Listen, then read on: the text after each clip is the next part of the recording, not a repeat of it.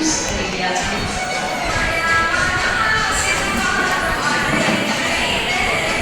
મહામુલા જીવનને તણાવમુક્ત બનાવી સુખ શાંતિ અને આનંદના મહાસાગરમાં ડૂબકી લગાવવા માટે પહોંચ્યા છીએ. ખાસ મહત્વની વાત તો એ છે કે આપણને સર્વને આમંત્રિત કરનાર એવા મનુભાઈ જેમણે આવા સુંદર કાર્યક્રમનું આમંત્રણ આપણને આપ્યું છે અને આપણે બધા આ આમંત્રણને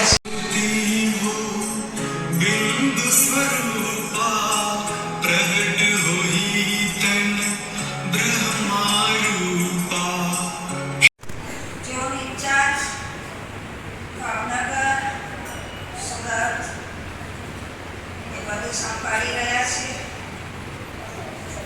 ગ્રામ વિકાસ પ્રભાગના એ અધ્યક્ષ છે અને પૂરા ભારતની અંદર જ્યાં પણ પ્રોગ્રામો પહોંચ્યા છે એમનું પણ સ્વાગત કરીએ છીએ.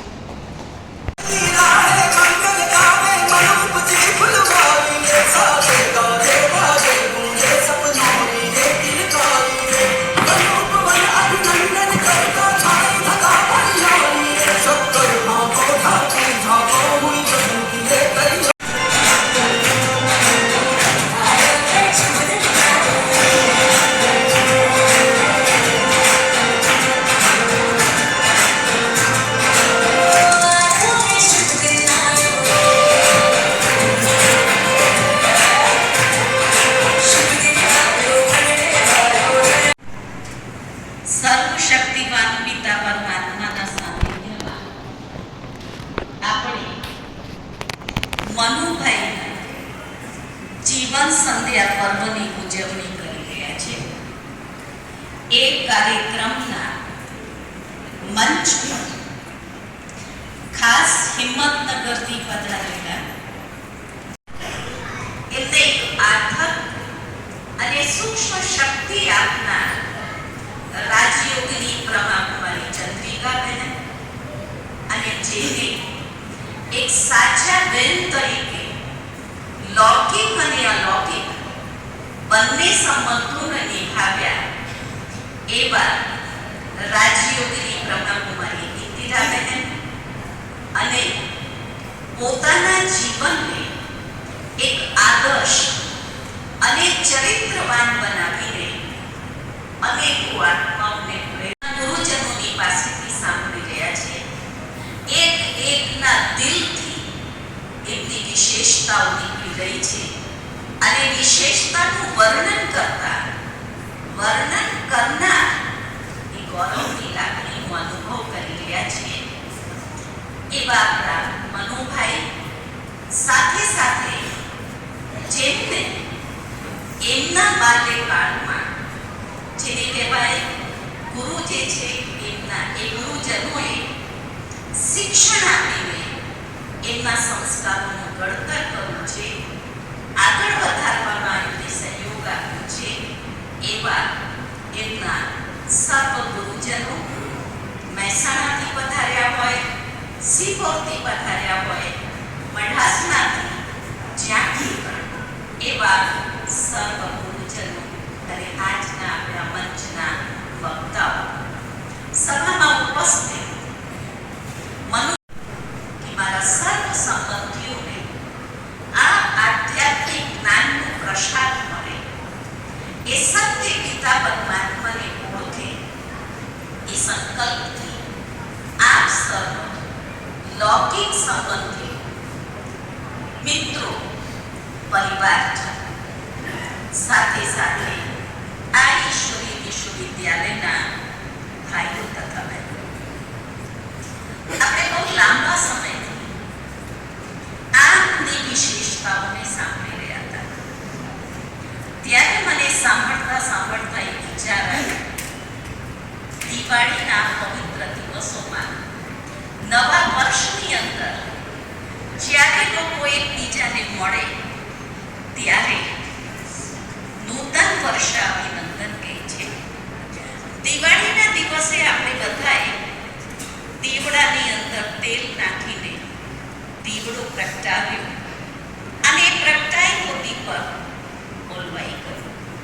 પણ આજે આપણી સમક્ષ એક મૂળ દીપક છે જેને પોતાના કુળનું નામ રોશન કર્યું છે. એટલે આપણે સૌ આ નવા વર્ષની અંદર ખૂબ ખૂબ ખૂબ દિલથી મનુભાઈને અભિનંદન, મુબારક, બધાઈઓ અને શુભકામનાઓ. એક મૂળ દીપક જે દરેકના દિલમાંથી એના માટે ખૂબ ઊંડી ભાવનાઓ આપણી સામે એ બધા વ્યક્ત કરી રહ્યા છે.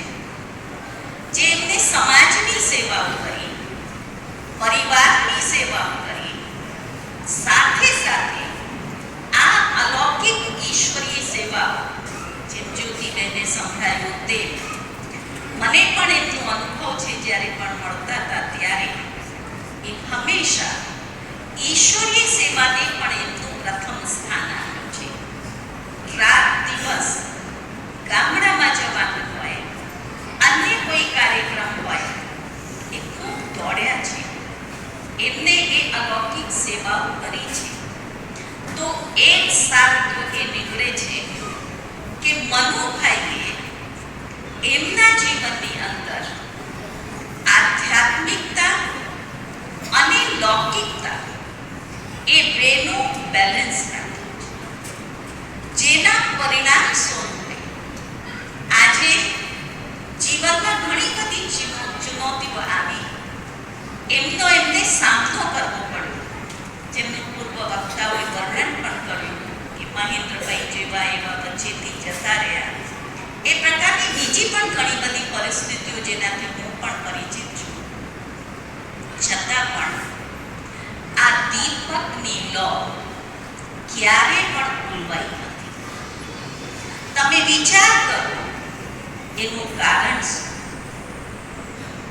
માણસ પરિસ્થિતિમાં ડગાઈ જાય, માણસ પોતાની જાતને એકલાપણા ફીલ કરે, છતાં પણ એવી ચેલેન્જવાળી પરિસ્થિતિઓમાં પણ નિશ્ચિંત, નિર્વિઘ્ન થઈને એ દરેક કસોટીમાંથી પાસ થયા છે. એનો મૂળ આધાર છે આધ્યાત્મિકતા.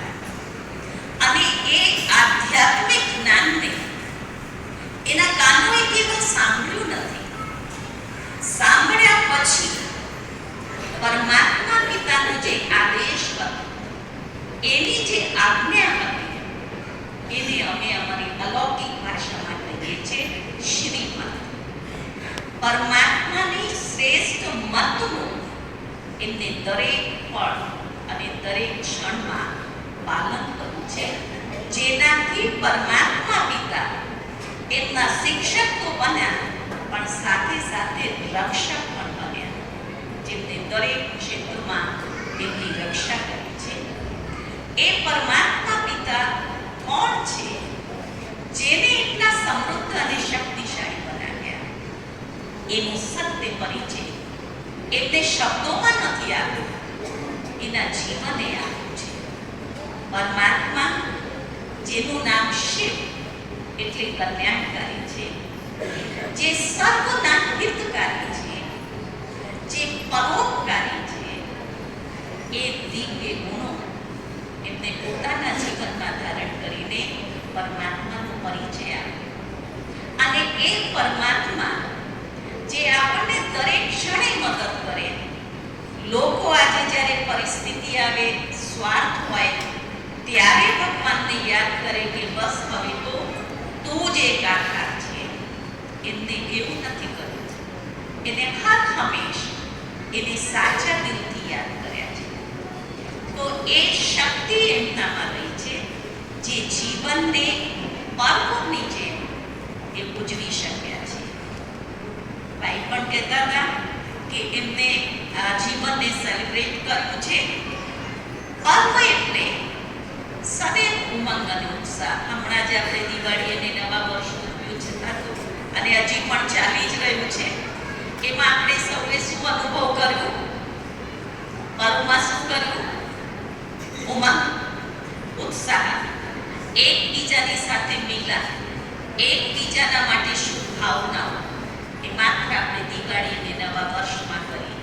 એમને દરેક દિવસે દરેકના માટે શુભ ભાવનાઓ પણ, દરેકની સાથે મિલનસાર સ્વભાવ પણ, અને એકબીજાને જેમ આજે આપણે મીઠાઈ ખવડાવીએ છીએ, મુખ મીઠું કરાવીએ છીએ, એ મુખ તો આપણે થોડા ક્ષણે મીઠું કરીએ છીએ, પણ એમને દરેકની સાથે મૃદુ વ્યવહારથી, મૃદુ બોલથી એ મીઠાઈ ખવડાવી છે.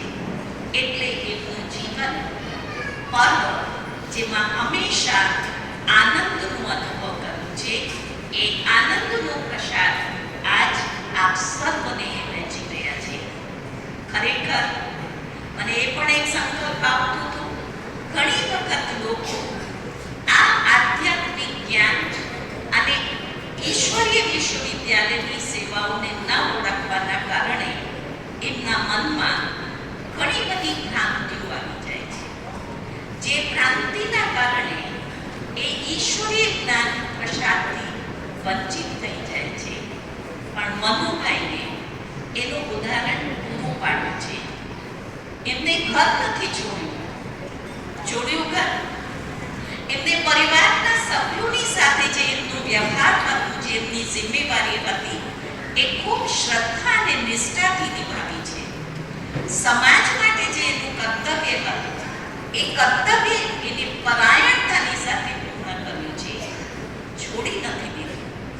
આપણે જે ઘણી વખત વિચારી લઈએ છીએ કે ત્યાં જઈશું, અમે તો ગૃહસ્થી છીએ, અમે તો સમાજમાં છીએ, અમે કેવી રીતે એને પાલન કરી શકીએ છીએ, એનું આ જીવન ઉદાહરણ મનુભાઈ છે.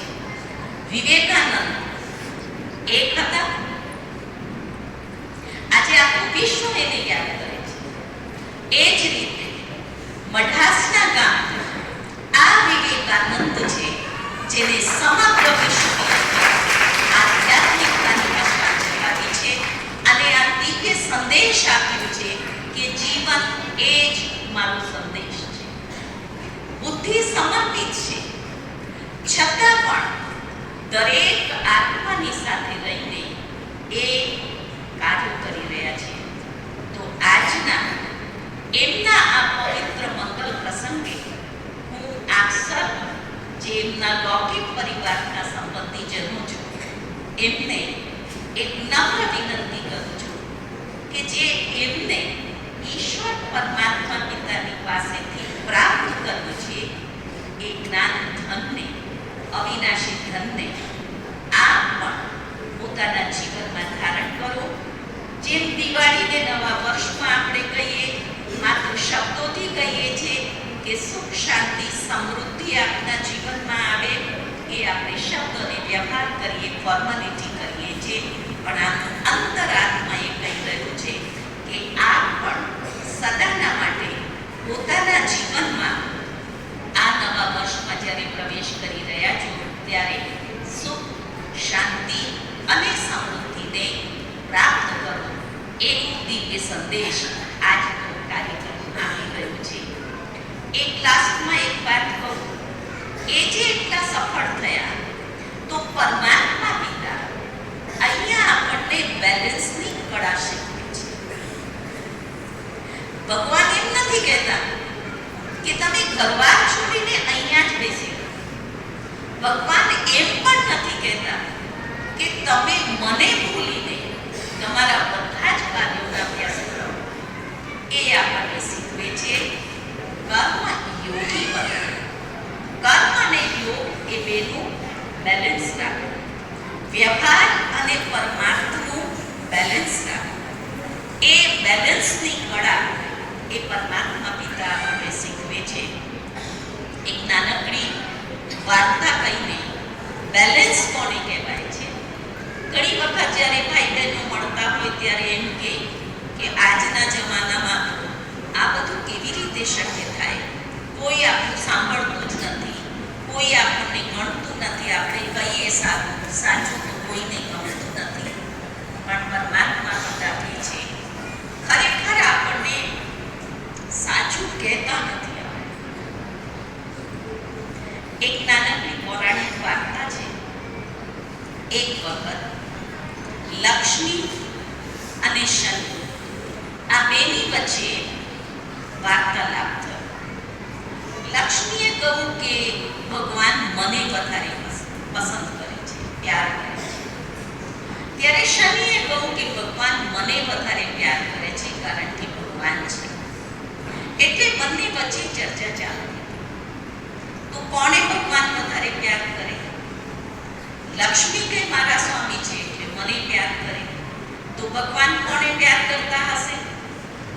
લક્ષ્મીને કે શનિને? ભગવાન કોને પ્યાર કરતા હશે? લક્ષ્મીને કે શનિને? તમે શું કહેશો? લક્ષ્મીને. ભાઈઓ શું કહે છે? ભગવાન કોને પ્યાર કરે?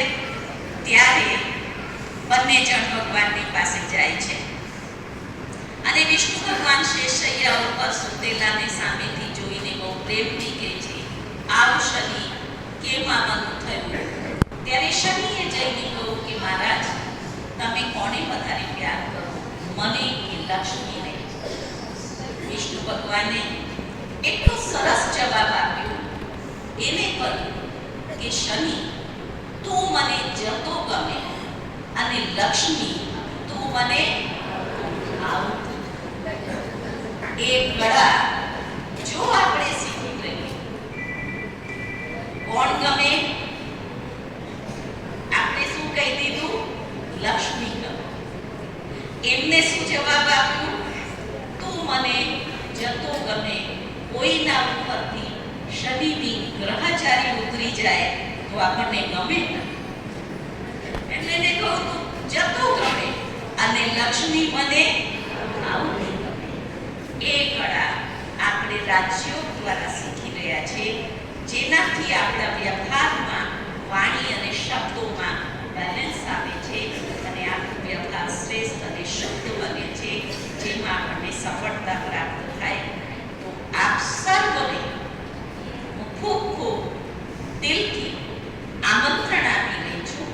ગમે તે સ્થાનથી અહીંયા આવ્યા હોય, દરેક સ્થાન ઉપર આપણા સેવા કેન્દ્રો છે. ચોક્કસ એ સેવા કેન્દ્રની મુલાકાત લેજો. તમારા સમાજનું, આ બ્રાહ્મણ પરિવારનું એક ગૌરવ છે. એ હમણાં જ વાત કરતા હતા કે બંને બહેન ભાઈઓ ઈશ્વરીય સેવામાં સમર્પિત છે, બુદ્ધિથી સમર્પિત છે, આ તનથી સમર્પિત છે. એટલા તમારા પરિવારનું ગૌરવ છે. એને આપણે ખૂબ ખૂબ ખૂબ દિલથી બિરદાવીએ છીએ. એ બધા જ સમાજનું નામ રોશન કરી રહ્યા છે. હજી પણ સ્વસ્થ રહે, મસ્ત રહે, ખૂબ સારી રીતે આગળ વધતા રહે એવી એ બંને અને એમના પરિવાર માટે અને આપ સૌ માટે મારી દિલની શુભભાવનાઓ, મંગલ કામનાઓ અને દુઆઓ છે. ઓમ શાંતિ.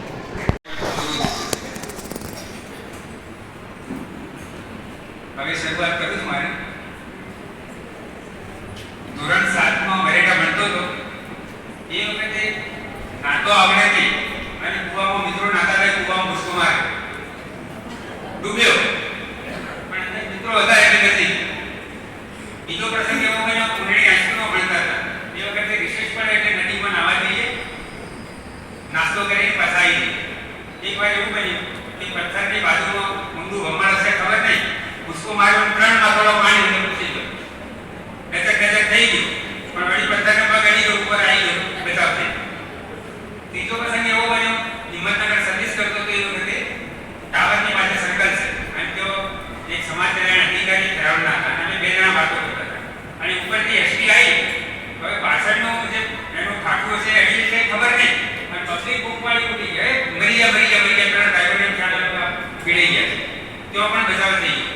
એટલે આ ત્રણેય એવા પ્રાણઘાતક અકસ્માતોથી બચવા, કદાચ આ સફર સુધી પહોંચવાનું છે એટલા માટે બચાવ થયો છે.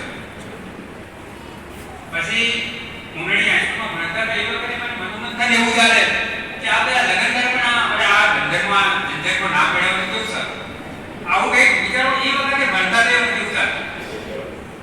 પછી એસએસસી ની પરીક્ષા આપ્યા પછી એક સંત મહાત્મા અમારા ગામમાં આવ્યા. એમના કોન્ટેક્ટમાં આવ્યો. સવારે 4 વાગે એમની સાથે કૂવા પર જવું, એમની સાથે કૂવા પર સ્નાન કરી લો, એમની પાણી પાણીની માટલી ભરી લઉં એમ એમના કોન્ટેક્ટમાં રહેવાનું છે.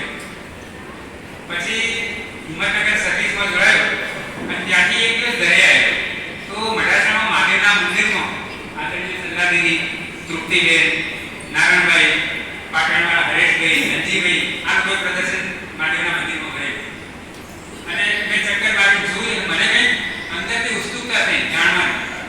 પછી મને એવું કહેવાનું કે હિંમતનગર તો સેન્ટર હમણાં નવું ખુલ્યું છે અને સંગીતા બિલ્ડિંગમાં કે આ સેન્ટર છે, તો તમારે જો જાણવાની ઈચ્છા હોય તો જજો. પછી હું અહીંયા ગયો, મારી સાથે બીજા 5 જણા હતા. મઢાસણા પ્રવીણભાઈ જોશી ચોટિયા એસમાં પ્રિન્સિપાલ હતા, એ એમના યુગલ, એક ભાઈ મારી સાથે ભણેલા વસંતભાઈ જોશી અને એક બીજા બાબાજીના નટભાઈ પટેલ હતા. આ 5 જણા બીજા 7 ડેઝ કોર્સ કર્યો. પેલા તો થોડા દિવસે રહી અને બંધ થઈ ગયા, પણ મને સત્ય ચંદ્રિકાબેને ખુદે આ 7 ડેઝ કોર્સ કરાયો. 7 ડેઝ કોર્સ કરતા કરતા પહેલા દિવસે કોર્સ કરીને હું સીધો ક્લાસરૂમમાં બેઠો સાંજે અને યોગમાં બેસીને તરત જ જ્યારે બુદ્ધિની લાઈટ એકદમ પરમાત્માની સાથે, પરમાત્મા પિતાની સાથે જોડાઈ જાય એવો મને અનુભવ થયો. અને આ અભ્યાસ ચાલુ ને ચાલુ. હિંમતનગર સેન્ટર્સ 2 વર્ષ જ થયા હતા 75માં અને પછી 78માં જ્ઞાનમાં આવ્યો. તો ચંદ્રિકાબેન, આદરણીય જ્યોતિબેનની સાથે ને સાથે હિંમતનગર, ખેડબ્રહ્મા, ઈડર, વડાલી, પ્રાંતિક, તલોદ, સુરેન્દ્રનગર, માંડવી, ભુજ આ બધી જગ્યાએ એમની સાથે સાથે સેવામાં પોતપોત એટલા બધા રહ્યા. અને આજે એવું થાય છે કે આ સ્થાનો પર કેટલી બધી બાબાની ફૂલવાડી હતી, કેટલી આત્માનું કલ્યાણ, કેટલા લોકો જ્ઞાન લઈ રહ્યા. એટલે એ એકદમ દ્રઢ થઈ ગયું આ જીવનમાં. પરમાત્માની પહેલી મુલાકાત જ્યારે આબુ ગયા ઉત્તરાયણ વખતે, એ વખતે શિવ બાબાએ પહેલું વરદાન આપ્યું, હિંમતે બચ્ચે તો મદદે બાપ. કોઈ પણ પ્રકારની જો કાર્યમાં હિંમત રાખશો તો પરમાત્માની મદદ મળી જ રહેશે.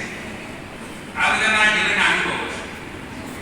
એકવાર મારા લૌકિક પિતાજી શ્વાસનો મળો જેવો વિભાગ થઈ ગયા, મોટા મોટા પીણ નીકળી ગયું, બધા સગા સંબંધીઓ બધા આજુબાજુ ભેગા થઈ ગયા, રડવા લાગ્યા. ડોક્ટરે આવી તપાસ કરી કે કાકામાં કશું છે નહીં અને કાકા ઓફ થઈ ગયા.